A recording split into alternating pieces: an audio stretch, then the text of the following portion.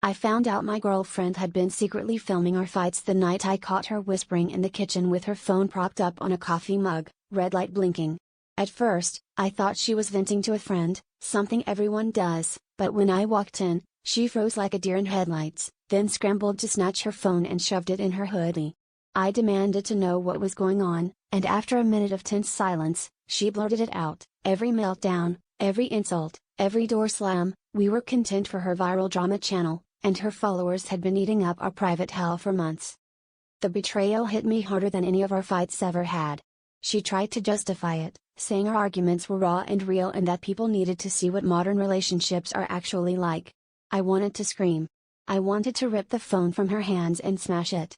Instead, I just stood there, numb, listening to her talk about engagement and audience retention like we were nothing more than a storyline she could edit for maximum shock. The worst part was realizing how much of our life I'd been performing without knowing it.